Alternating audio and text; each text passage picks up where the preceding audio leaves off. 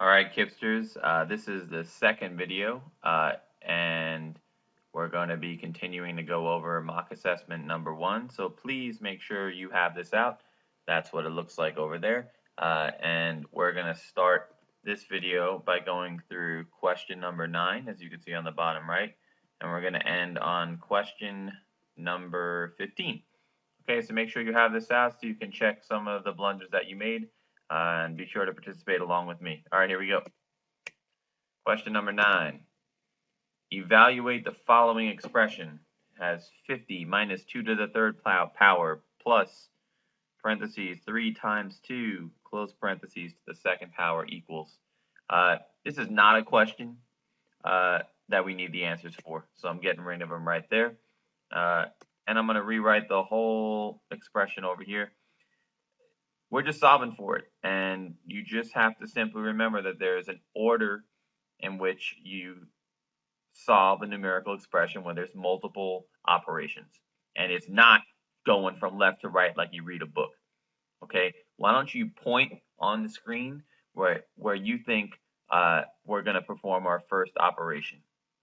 Go ahead, point. Did you pick there? That's right. Anything in parentheses goes first. What's 3 times 2? Call it out, please. 6 is right. So you notice how I rewrite the entire numerical expression, and I plug the 6 in right there. Okay? Everything in parentheses goes first.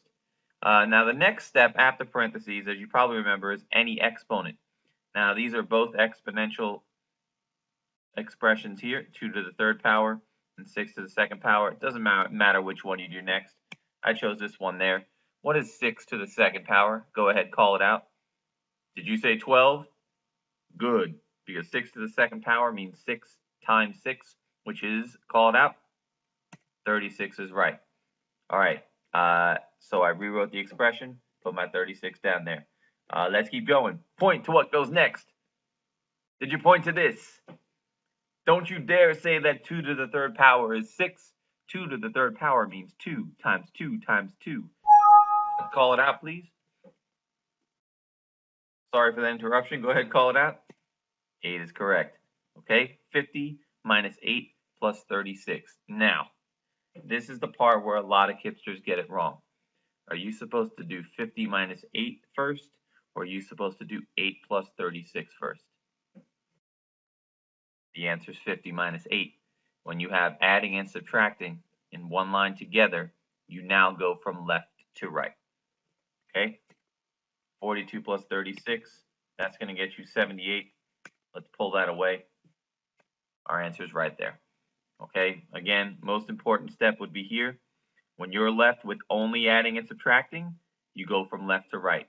If you're left with only multiplying and dividing, you go from left to right. Order again goes parentheses, exponents, then multiply, divide from left to right. We didn't have any of that in this one. And then subtract and add, or add and subtract from left to right. All right, nice job. Let's move to number 10.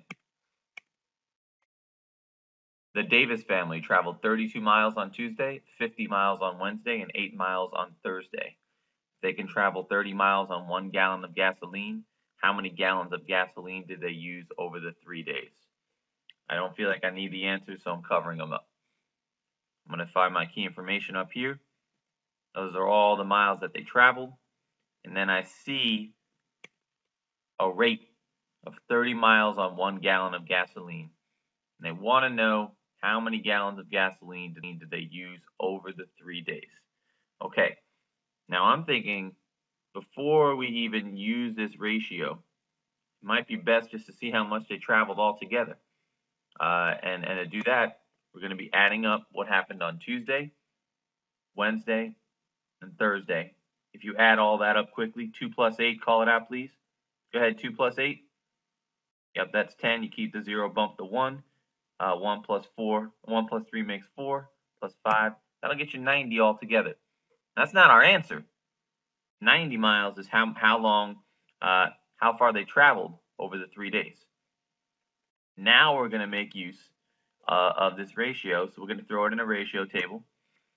What do you think the 2 units of our ratio table are going to be? Go ahead, call it out. What do you think? Did you say miles and gallons? Whichever order you put it in is not a problem, but miles and gallons are right. And then I'm going to take the ratio that I know that has the part of the word problem that has both units in it, 30 miles on 1 gallon. I'm going to throw that in there like that. And then it says that the family went 90 miles, so I'm going to put it in like that. I'm going to highlight the part of the ratio table that I know, and now I'm going to draw my arrow from the purple to the part that I know in the other column, just like that. And this is something I think you might be able to do in your head. How many times does 30 go into 90? Okay, it's the same thing as how many times 3 go into 9. Go ahead, call it out. If you said times 3, you were right. Whatever you do to the top, you do to the... Nice work. 1 times 3 makes 3. And that's our answer. It says how many gallons of gasoline did they use over the 3 days? In the 3 days, they went 90 miles, and that took 3 gallons of gasoline. Let's check out our answers. It's right there. Okay, so a bit of a multi-step problem for number 10, but not too tricky. I know some kipsters did it a different way. I do feel like this is the easiest way to do it. Okay, moving on to number 11. Oh, how could I forget? You guys know you could do this ratio table in a different way, right?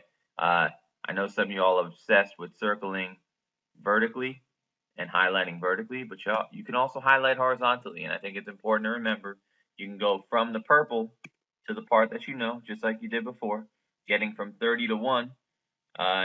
You'd simply do what? Go ahead, call it out. Divide by 30. Whatever you do to the left, you do to the right. And 90 divided by 30 is also 3. Okay? It's a good reminder. I'm glad I put that in my PowerPoint to remind myself. You can start with what you know by highlighting vertically, or you could do it horizontally. Sometimes one's easier than the other. Okay? Sorry, let's move on to number 11 now. All right, some fractions. Jeremy made 3/4 of a pound of trail mix. If he puts 1/8 of a pound into each bag, how many bags will he fill? I don't need the answers. I'm going to solve for it on my own. Let me find some key information. That's how much trail mix he made. And then I see this phrase. It's coming up again and again. 1/8 of a pound into each bag. And whenever you see each or every or per, something like that, I'm drawing myself a ratio table, y'all. All right, so now think about it for a second. What 2 units do you think should go in here? What 2 units are discussed in this problem? Go ahead, call it out. If you said something about pounds of trail mix and bags, that would be correct. Okay, now I look back at my problem. I look for the piece of information, the part of the problem that gives me both pounds and bags. I'm looking at this one right here. It says 1/8 of a pound into each bag. 1/8 of a pound into each bag, each one bag. Okay, now I take my 3/4. How many people? Go ahead, call. Just clap once. No, seriously, clap once if you think 3/4 should go in here. All right, now clap once if you think 3/4 should go in here. I hope you clapped up there because 3/4 of a pound should be in pounds. Okay, this one gets a little freaky, but the same steps as always. You're going to highlight the column that you know, and we're going to draw an arrow from the column that you know to the other side that you know. And now you're asking yourself, how many times does 1/8 go into 3/4, or how many 1/8 fit into 3/4? And don't forget, that's what this means. When you draw this division problem, that means how many 1/8 fit into 3/4. 3/4 divided by 1/8 is how many 1/8 fit into 3/4. Okay, and you know how to solve that problem. We just used a method called keep, switch, flip. Okay, there's lots of ways to do it, but this is one way that we've used a lot. We'll keep the 3/4. We'll change the division sign to a multiplication sign is right.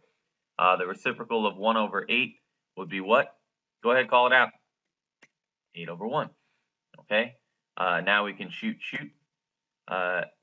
Multiply our numerators. 3 times 8 gives you And then 4 times 1 gives you got 24 over 4.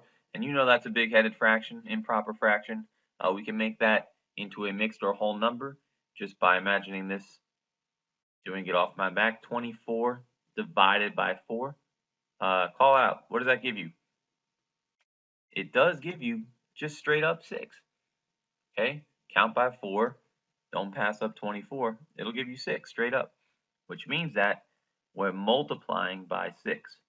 1/8 times 6 gives you 3/4. Okay? Whatever you do to the top, we're going to do to the bottom, which means that I believe the answer is 6. We're going to double check this in a second, but I pull away my answer choices. I see a 6 there. I'm going to box it because I'm pretty confident. But you know, when you see a ratio table with me, I'm going to show you another way to do it. Okay? Instead of just highlighting the vertical, the column going up and down, we could also highlight the row like that. And then we could draw our arrow from the purple to the part that we know.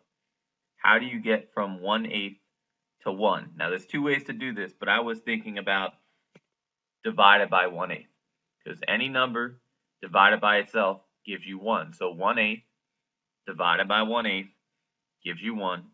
Whatever you do to the left, you do to the right. And sorry that fraction bar got erased, but it was supposed to be divided by 1/8, and now it's 3/4 divided by 1/8. That's exactly what I did up here. Check it out. I'm going to make sure I did my keep switch flip correctly, which I did. And the answer is 6 again. Okay? So he will be able to fill 6 bags if he has 3/4 of a pound of trail mix and he puts 1/8 of a pound into each bag. And if you think about it just for a second, the last thing I'm going to say about this problem, 6 bags, that would be 1/8 times 6, or 1/8 plus 1/8 plus 1/8 plus 1/8 plus 1/8 plus 1/8, which is 6/8, which reduces to 3/4. So the answer actually makes complete sense, even though it's a little freaky. Okay, make those ratio tables, y'all. We're moving to number 12. Love this problem. A store will celebrate its grand opening day by giving free gifts to some of its customers. On opening day, every 3rd customer will receive a free balloon. Big deal. And every 5th customer will receive a free t-shirt. Who cares? Of the first 40 customers, how many will receive both a balloon and a t-shirt? I see some answers. I don't need them. Okay? This is not our typical problem, though. I don't really see information that would make me think of writing a ratio table.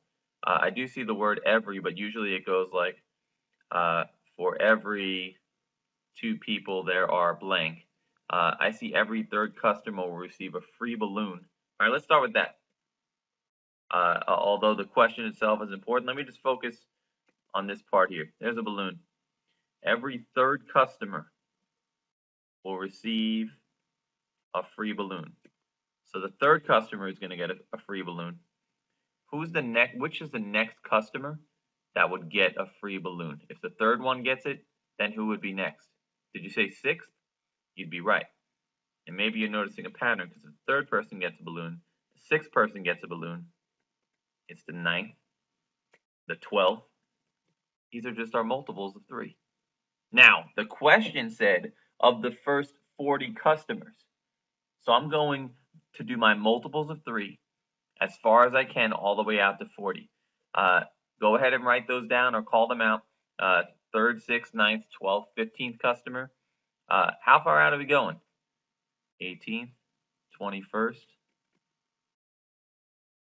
all the way out to the 39th customer. So all these peeps, all these customers here are getting a hookup with a free balloon. Whoop-de-doo, but that's what the problem says. Now let's talk about the t-shirt. T-shirt says every 5th customer, there's your t-shirt, there's 5th customer. That's 5th, 10th, 15th. We got to go all the way up to the first 40 customers, 20th, 25th, 30th, 35th, and 40th. So these are all the customers that are getting the hookup with the free t-shirt. But the question says, of the first 40 customers, how many will receive both a balloon and a t-shirt? So can you investigate? Look up here at all the peeps getting the free balloon. Look down here at all the peeps getting the free t-shirt. Do you see any customer that is getting both? Go ahead, take a look. Call out if you see one of them.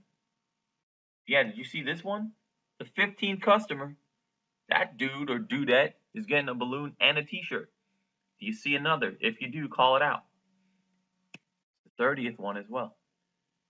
So when the question says how many will receive both a balloon and a t-shirt, well, the 15th customer is the first one to get both. And the 30th customer is the second customer to get both. So there are two people who are getting both a balloon and a t-shirt. That's a very strangely worded problem, but I'm pretty sure if we pull that blue away, there it is, the two right there. Okay? I think they tricked a lot of people by putting 15 because the 15th customer is the first one to get both, but the question says, of the first 40 customers, how many will receive both a balloon and a t-shirt? That's why the answer is 2. Okay? That was number 12, slightly different than ones we've seen before. Let's move to 13. Which of the following statements is true? Okay, we can't cover up this. We got to read all these statements and check if they're true. Okay? And I'm seeing a lot of different statements. Let's just take a look at letter A. The car traveled 51 miles on 3 gallons of gas, which is a rate of 16 miles per gallon. So let's just take a look at A and see if that's true. So you see A down here. I'll make my ratio table. I see miles, I see gallons. So I'm going to make my ratio table with miles and gallons. Probably should have put an S there. Sorry about that. I see a rate of 16 miles per gallon. So that's 16 per gallon.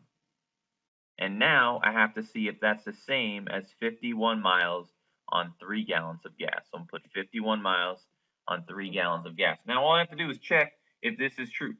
One way to do that, how do you get from 1 to 3? Times 3 is right. Now it should be, if these ratios are equivalent, you should be able to multiply by 3 on the top and it be true. So let me do 16 times 3 on the side. Most of y'all can do that in your head. Go ahead and do that in your head. What's 16 times 3? I'll give you another second. All right, go ahead, call it out. Yeah, I got 48. This is not an equivalent ratio. This statement is false, so I'm gonna put an X there. Okay, and you could have drawn your arrow any which way you wanted. You could have done one of these little boogers right there, or the other way around. You just have to check that you could multiply by the same number on the top and the bottom. It'll make that ratio true. All right, letter A is wrong. Let's move to letter B. The museum charged $175 for admission tickets for 25 students, which is a rate of $6 per ticket. All right, I'm going to make my ratio table. I'm seeing money per ticket. So I'm going to put my ratio table with money and tickets in it right down there. I see $6 per ticket, $6 per ticket. Got to see if that's equal to $175 for 25 tickets for 25 kids. 175, 25. All right. I like my horizontal. I like my arrow going this way. I'm going to try 1 to 25. That's the easiest one I could do in my head. How do you get from 1 to 25? Call it out, please. Times 25 is right. Whatever you do to the bottom, you do to the... All right. Now the big question is, if this is true, our ratios are equivalent. 25 times 6. Go ahead and do that in your head. I think you can. I'll give you 5 seconds.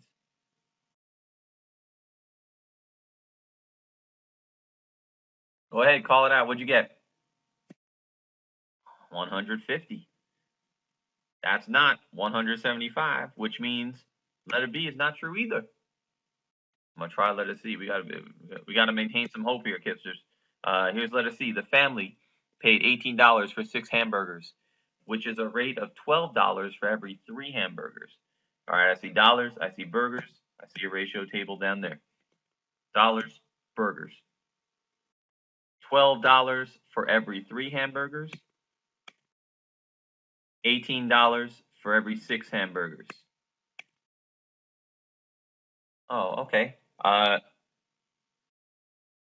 don't like this jump. This jump scares me. But this one I can do in my head. Going from 3 to 6. Call it out. What is that? Times 2 is right. Whatever you do to the bottom, you do to the top is right. 12 times 2. Y'all don't need to do that on the side, do you? 12 times 2 makes 24, not 18. That one's wrong again. But I gotta check. Letter D. I'm like super confident that it's right, but you know I'm gonna be thorough and check it out. Letter D. The baker cut 18 slices of cake from every 3 cakes, which is a rate of 12 slices for every 2 cakes. I see slices of cake. And I see cake. I'm getting hungry. Slices of cake. Cake. 12 slices for every 2 cakes. 12 slices for every 2 cakes. 18 slices from every 3 cakes. 18 from every 3. Oh God. 2 to 3. I don't want to do that. 12 to 18. I don't want to do that either. But if you remember, you don't have to always do it horizontally. This might or might not work. Don't get down on yourself. You could just go vertically like this.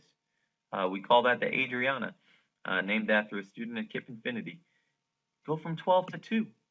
How do you get from 12 to 2? Go ahead, call it out. That's divide by 6. Whatever you do to the left, you do to the right. 18 divided by 6, that's going to give you 3. It does work. Okay, and I want you to notice one thing. Some people freaked out. Why did I write 12 over 2 first when each of these problems had 18 over 3? Or 8? Why did I pick that order? I just picked the ratio where the numbers were smaller to put on the left. It doesn't matter, though. You could do it either way. But this is the only one that gives you equivalent ratios. And that I had to prove. And by the way, you could have gone this way. This would be times 1.5. This would be times 1.5 as well. So it is true going horizontally, but vertically was one I could definitely do in my head. Okay. Question number 13. That was a long one, but I'm real confident that the way we did it is the right way to go. All right, let's move to question number 14. There it is. Oh, this is one of my favorite questions. It says point P is shown on the number line below. There's your number line right there. Which of the following numbers is best represented by point P? I can't cover it up. I'm not going to find exactly what it is. I just want to know which one is best represented by point P. Okay? So here you go. Here's letter A. 1/2, 1 1/2, 1/4, 3/8. All right, seriously, if you don't realize that you can't get rid of 2 of these, that's a serious problem. First of all, look right here. That is half. Here's 0. Here's 1. That's half. That's not half. That letter P right there is not half. It's less than half. So that's one that you should have just been like, oh, there's half right here. I'm getting rid of that. And the other one you can get rid of, out of these 3, 100% sure, letter B. Man, 1.5 is like all the way out over here. It's not even on this number line that's shown. And then there were some people who picked those 2 problems you're just not thinking. Now look, between 1/4 and 3/8, all right, maybe we have a little bit of a conversation, but every time I see a number line, I count the jumps. 1, 2, check it out up top, 3, 4. That tells me that my denominator is going to be what? Call it out. That's 4. 0/4, 1/4, 2/4, 3/4, 4/4. I already got my answer without doing much work. Because 1/4, look at it. It's right there. That's letter P. That's 1/4. P is not 1/4. The answer is 3/8. But I'm going to prove it even further. Because you're like, wait, how the heck 3/8 between 1/4 and 2/4? How is 3/8 between 1/4 and 2/4? Well, check it out. There's 1/4. There's 2/4. Now, if you make them speak eighths, 1/4 would be 2/8, and 2/4 would be 4/8. And what number is between 2/8 and 4/8? Your answer right there. Okay? So, a couple different ways to solve this problem, but seriously, you should have narrowed it down pretty quickly to letter D. Okay? One more problem to go in this video, and then we're done. Here we go.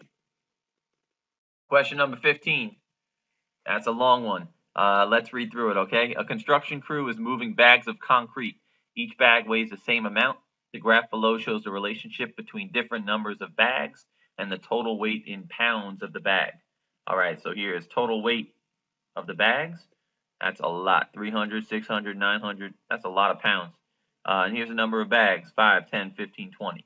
Okay, the crew will move a total of 75 bags of concrete. Based on the graph, what is the total weight of 75 bags of concrete? You know I'm not needing those answers, but I do have some key information. One is that whole graph is important, and the other is that I need to find out 75 bags of concrete. And right now I'm looking at my bags of concrete.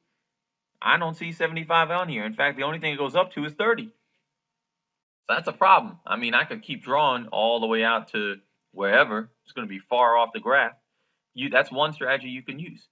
But the other thing is that when you see a graph like this is a lot like a ratio table, okay? And to find the units you put in the ratio table, it's literally what's on your x-axis, which is over here, and what's on your y-axis. So check it out.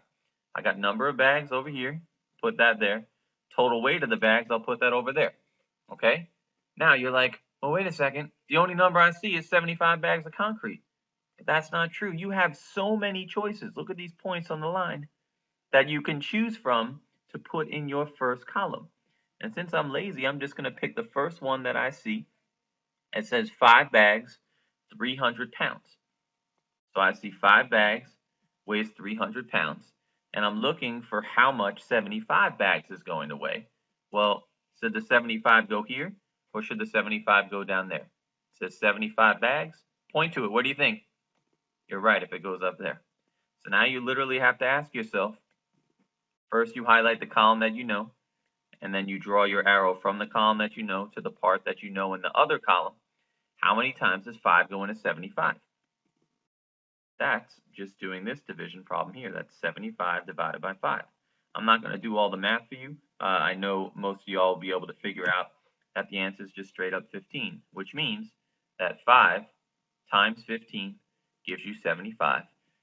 Whatever you do to the top, you do to the bottom is right. 300 times 15. It looks scary, but literally if you scratch out the zeros, it's just 15 times 3, which is 45, with a couple zeros after it. The answer should be 4,500. And let's remove it, take a look, and there it is. Okay, so don't get freaked out by a graph. That's actually going to help you in your ratio table. And you could have chosen any of these.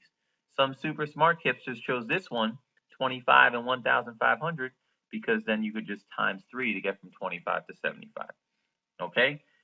Thank you all for listening. As always, call if you need more help. Next video's coming. Peace out.